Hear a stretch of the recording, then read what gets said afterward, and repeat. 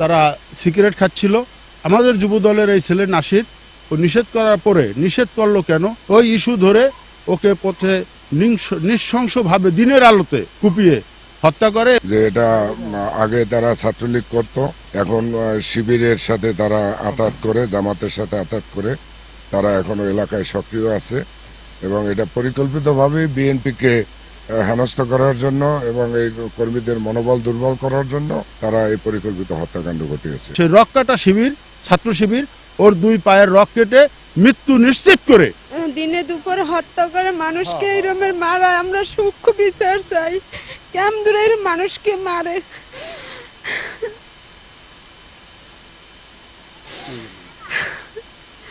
আমরা এটা ধরে আমরা আইন ব্যবস্থা একটু ব্যবস্থা করেন, রাব্বে হাসিনের ফাঁসি চাই, আমরা আর একটু বিচার করেন, মানুষকে মারে।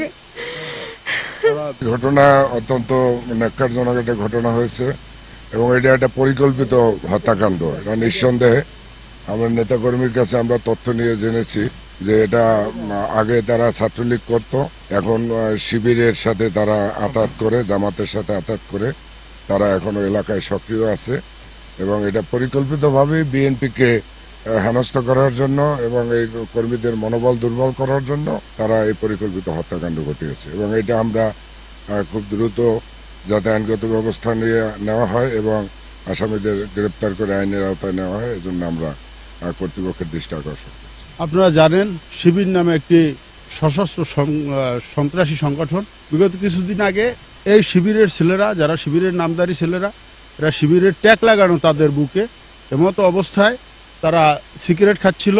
আমাদের যুব দলের এই ছেলে নাসির ও নিষেধ করার পরে নিষেধ করলো কেন, এইটা কেন্দ্র করে কালকে ছাত্রদলের প্রতিষ্ঠাবার্ষিকীর অনুষ্ঠান পালন করে ও বাড়িতে যাওয়ার পথে ওই ইস্যু ধরে ওকে পথে নৃশংসভাবে দিনের আলোতে কুপিয়ে হত্যা করে এবং শেষ পর্যন্ত সেই রক্কাটা শিবির, ছাত্র শিবির, ওর দুই পায়ের রক কেটে মৃত্যু নিশ্চিত করে, রাব্বি এবং হাসান সাথে আরো কয়েকজন ওর মৃত্যু নিশ্চিত করে ও জায়গা থেকে ওরা চলে যায়। আমরা 24 ঘন্টার মধ্যে এই আসামিদের গ্রেপ্তার দেখতে চাই এবং ওদের সর্বোচ্চ শাস্তি, ফাঁসি আমরা কার্যকর হোক এটা দেখতে চাই।